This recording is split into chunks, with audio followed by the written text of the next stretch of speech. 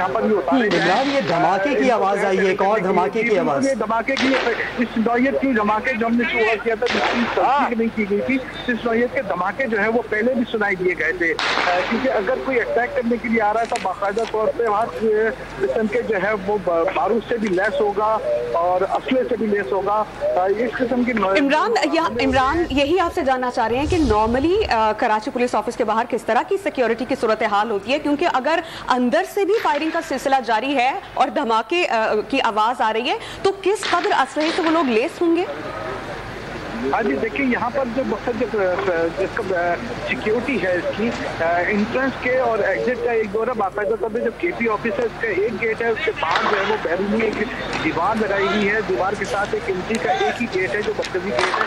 उसके बाद वहाँ से इंटर होने के बाद अंदर वाले जो है बाकायदा जो है वो इंटर हो जाता है। बाकायदा पुलिस गार्ड भी उस गेट के ऊपर होती है दोनों तरफ, और उसकी सिक्योरिटी के लिए जो है वो जो छत के ऊपर भी जो है वो बाकायदा जवान होते हैं। अच्छा इमरान, ये बताइएगा, ये जो अभी धमाके की आवाज़ आई थी, ये धमाके की आवाज़ जो आई थी, ये धमाका किस नौयत का था? कि जिस तरह आपने पहले बताया था कि 4-5 धमाके हुए, हैंड ग्रेनेड का इस्तेमाल किया गया, दस्ती बम हमले हुए, तो ये उसी तरह का एक और हमला है?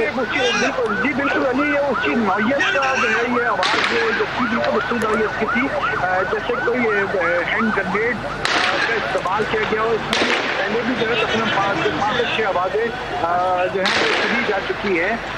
उसके ऊपर क्योंकि जब जो दहशतगर्द है, क्योंकि कराची के अंदर ऐसे जो हमला आवर है ये बागदा का है, ये जो दहशतगर्द होते हैं ये अपने साथ हैंड ग्रेनेड ये ज़रूर लेकर आते हैं। इसके साथ बड़े असले भी होते हैं, उसके अलावा जो छोटा असला है जो पिस्टल आता है वो भी उससे लैस होते हैं। ये बाकायदा तौर पर एक मनसूबा बंदी के तहत ये जो है वो बाकायदा पहले इसकी रैकी करते हैं, उसके बाद मनसूबा बंदी करते हैं, उसके बाद जो है ये अपने मजून मकासद को जो है फायर तस्लीम तक पहुँचाने के लिए